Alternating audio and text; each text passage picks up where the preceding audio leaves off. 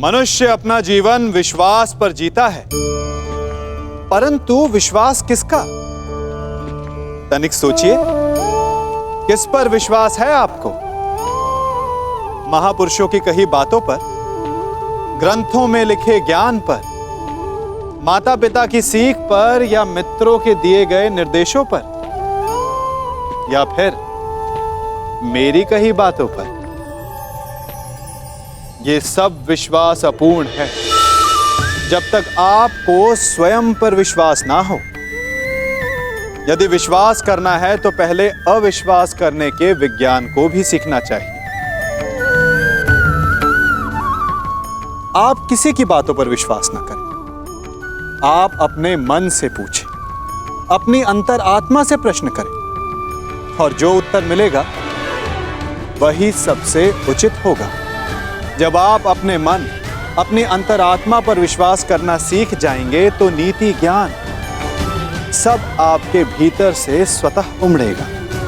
और यदि आप स्वयं पर ही विश्वास ना कर पाए तो धर्म ग्रंथों में लिखे श्लोक, महापुरुषों की वाणी, माता पिता की सीख या मित्रों का निर्देश कोई भी लाभ नहीं दे पाएगा।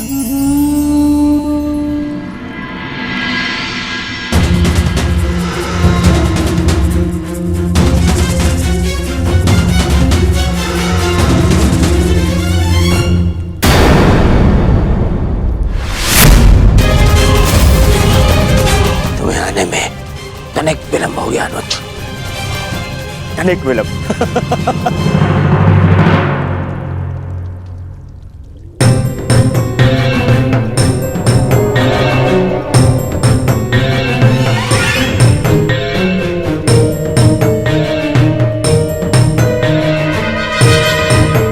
ये चलिया तो सो रहा है, प्रतीक्षा करनी होगी।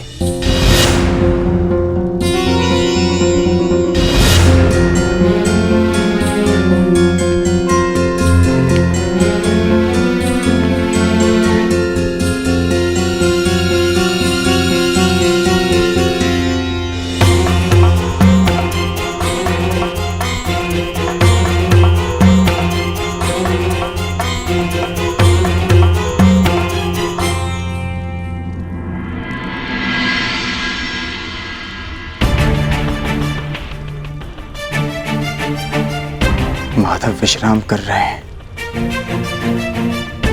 जगाना उचित नहीं होगा।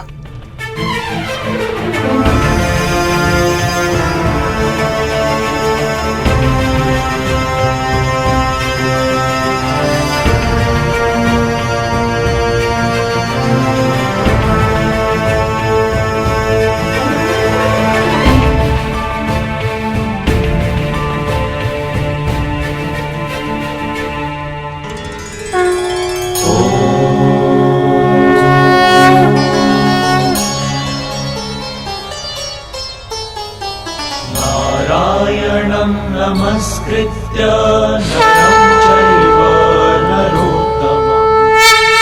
अरे अर्जुन, एक वर्ष किन्नर क्या रहे तुम तो क्षत्रियों के लक्षण ही भूल गए। केवल समर्थन पाने के लिए तुम क्षत्रिय कुल का अपमान कर रहे हो। तुम तो धरा पर बैठ गए ऐसे। जो इस धरा के स्वामी हैं, उनके समक्ष ब्राह्मण क्या और क्षत्रिय क्या।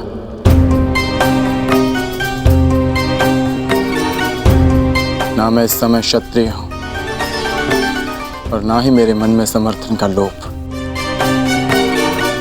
मैं तो केवल इस समय एक भक्त हूं जो अपने आराध्य के चरणों में बैठा है।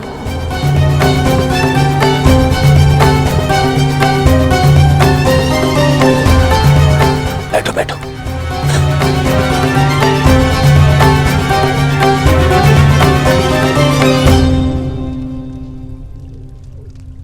माधव,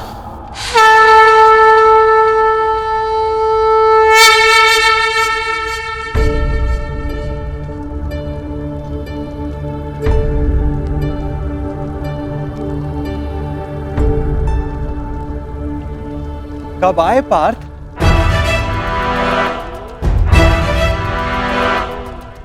मुझे तो तुम्हारे आने का भान ही नहीं हुआ। आप विश्राम कर रहे थे माधव, इसलिए जगाना उचित नहीं समझा। और तुम नीचे क्यों बैठे हो?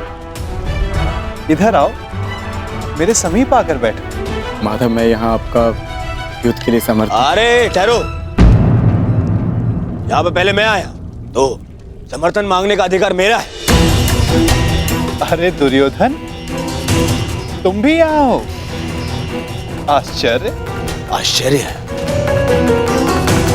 आश्चर्य तो मुझे हो रहा है। मेरे आने पर तो आप उठे नहीं, और अर्जुन के आते ही आपकी नींद खुल गई।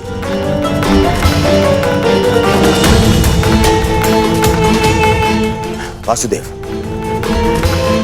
मैं यहाँ अर्जुन से पूर्व उपस्थित हुआ हूं, इसलिए समर्थन मांगने का अधिकार पहले मुझे मिलना चाहिए।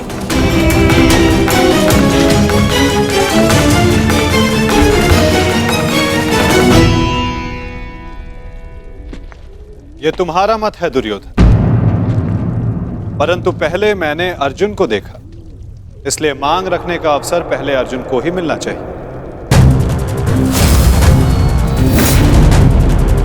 यही धर्म है।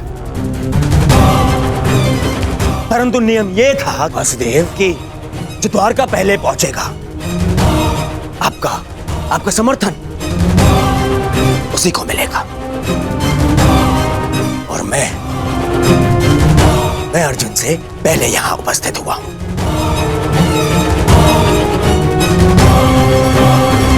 कदाचित तुमने नियम ठीक से नहीं सुना था दुर्योधन।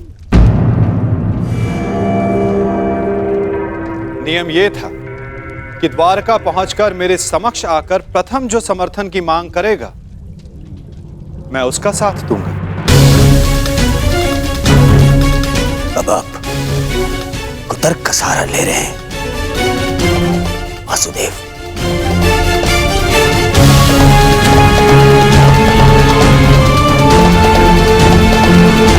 जानता था मैं कि आप पक्षपात अवश्य करेंगे। आरोप मत लगाओ माधव पर।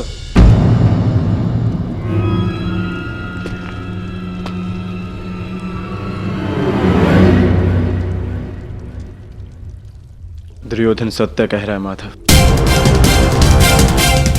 मुझसे पूर्व ये यहां उपस्थित था,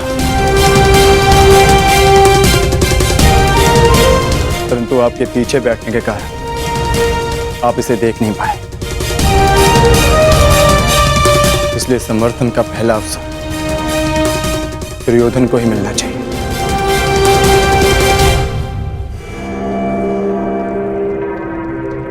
कुछ समझ में आया दुर्योधन? कुछ मांगने के लिए अहंकार नहीं, विनम्रता होनी चाहिए।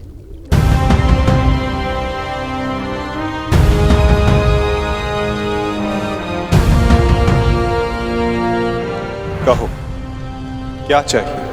मैं चाहता हूं कि आने वाले महायुद्ध में द्वारका हम कौरवों का समर्थन करें विनम्रता से।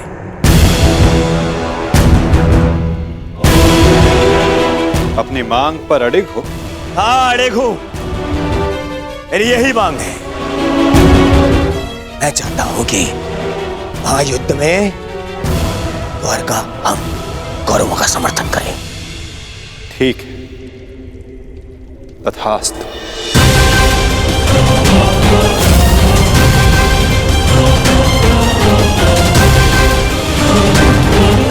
परंतु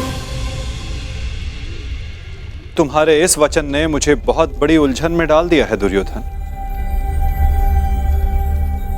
अब मुझे हस्तिनापुर के साथ साथ इंद्रप्रस्थ की भी सहायता करनी होगी। असंभव! यह असंभव है। ये पक्षपात है। परंतु तुमने यही तो मांगा है गांधारी नंदन। मैंने वचन बोलने से पूर्व अपने मन की तुला पर उन वचनों को तौल लेना चाहिए दुर्योधन।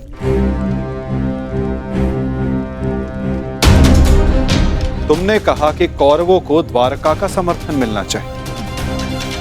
अपने द्वेष के कारण तुमने पांडवों को सदा भिन्न माना।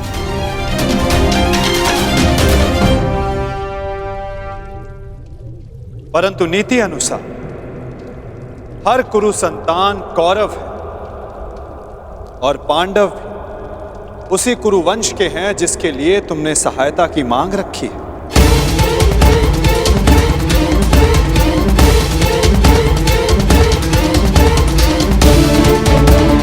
इसलिए मुझे अपना समर्थन दोनों पक्षों में बांटना होगा।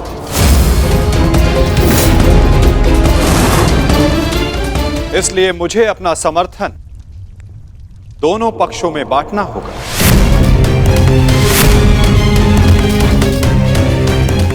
क्या करूं? पक्षपाती होना मेरे स्वभाव में जो नहीं। पक्षपात तो कर ही रहे हैं आप। हम दोनों एक दूसरे के विरुद्ध खड़े हैं, तो स्पष्ट कीजिए हम दोनों को एक साथ कैसे समर्थन देंगे आप?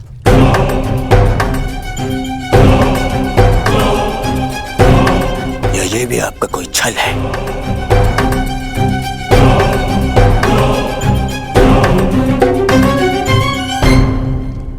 विभाजन से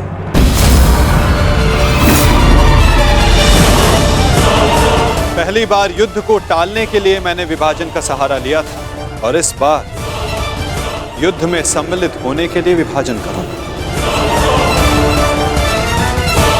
मैं द्वारिका की शक्ति को 2 भागों में विभाजित करूंगा।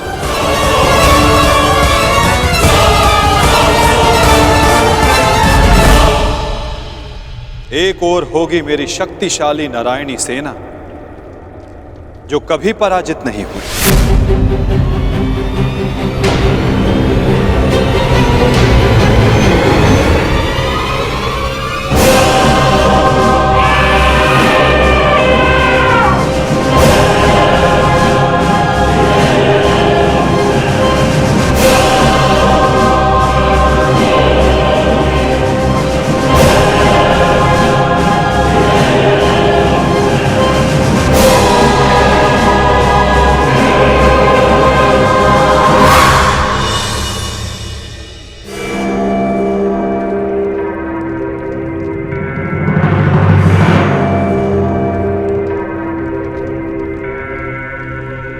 और दूसरी ओर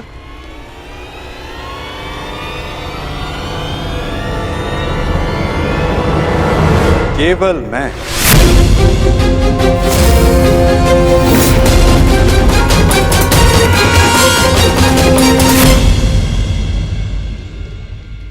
अकेला और निहत्था।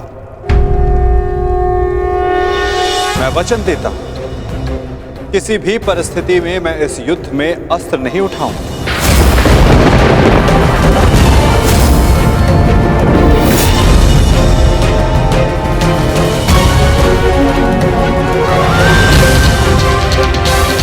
ना ही धनुष, ना गदा, ना खड़ग, ना ही सुदर्शन चक्र। मैं किसी भी अस्त्र का प्रयोग नहीं करूंगा। क्या आप युद्ध में अस्त्र नहीं उठाएंगे? हाँ दुर्योधन, सही सुना तुमने।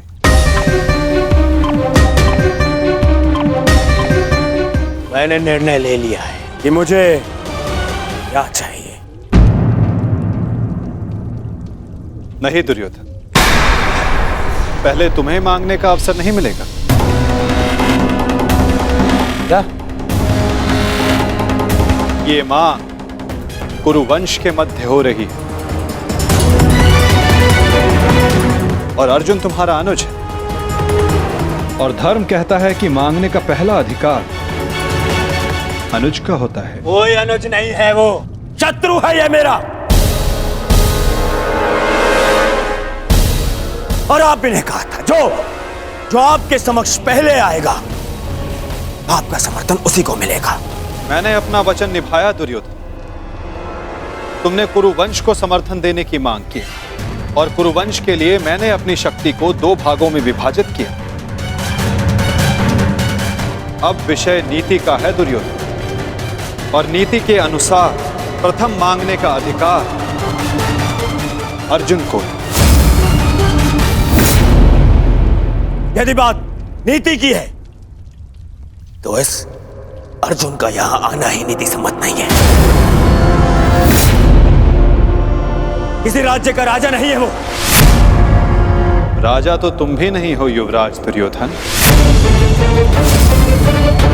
परंतु मैं अपने पिता महाराज धृतराष्ट्र का प्रतिनिधित्व करता हूं।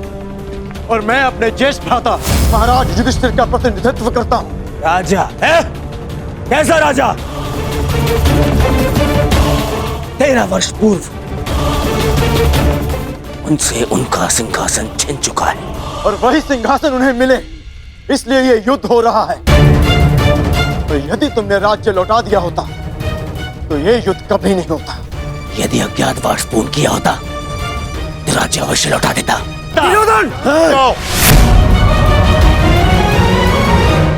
शांत हो जाओ तुम दोनों। ये मत भूलो कि तुम दोनों यहाँ अतिथि हो, और अतिथि की मर्यादा होती। अपने अतिथि के घर पर यूं झगड़ा करना तुम दोनों को शोभा नहीं देता। तो जैसा कि मैंने कहा, अर्जुन को प्रथम अवसर मिलना चाहिए। आप चाहते हैं कि अर्जुन को नारायणी सेना चुनने का अवसर मिले। मुझे क्या चाहिए इसका निर्णय तुम मत लो दुर्योधन। माधव, आप अस्त्र उठाएं या ना उठाएं, मुझे मेरे पक्ष में केवल आप चाहिए। मुझे नारायणी सेना से कोई मोह नहीं। यदि नारायण मेरे साथ है तो मेरे लिए पर्याप्त है। मुझे आपकी सेना का नहीं, आपका समर्थन चाहिए।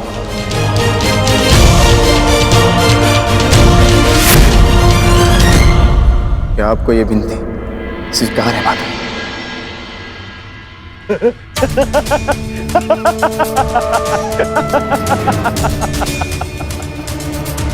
अब समझा मैं। ये 12 वर्ष के वनवास ने तुम्हारा क्षत्रिय गुण ही नहीं, तुम्हारी बुद्धि भी हर लिए। मूर्ख, स्वयं मेरे गले में विजयश्री की माला पहना दी तुमने तो स्वयं अपनी पराजय का मार्ग चुन लिया। इतनी विशाल शक्तिशाली अपराजय सेना को ठुकराकर, और तुमने चुना निहत्थे कृष्ण को, जो अब कदाचित स्वयं की रक्षा भी नहीं कर पाएगा युद्ध में। दिख रहा है मुझे कैसे तुम 5 पांडवों के शवों पर अट्ठास मारकर उत्सव मना रहा हूं मैं।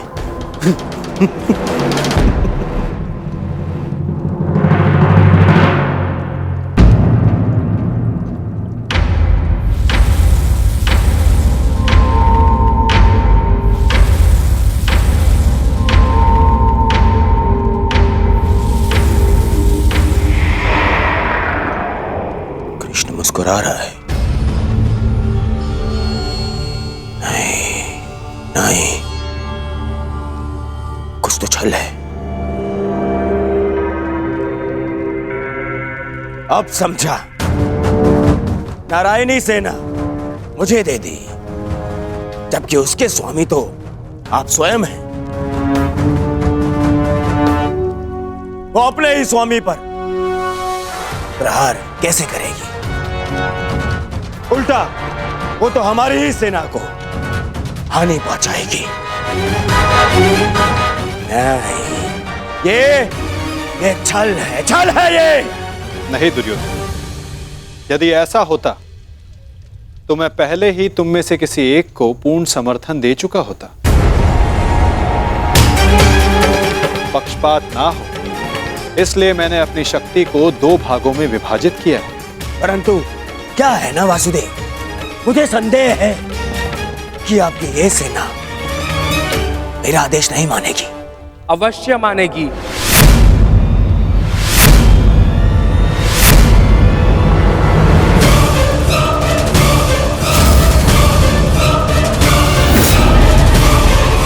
क्योंकि मैं नारायणी सेना का नेतृत्व करूंगा। वसुर श्री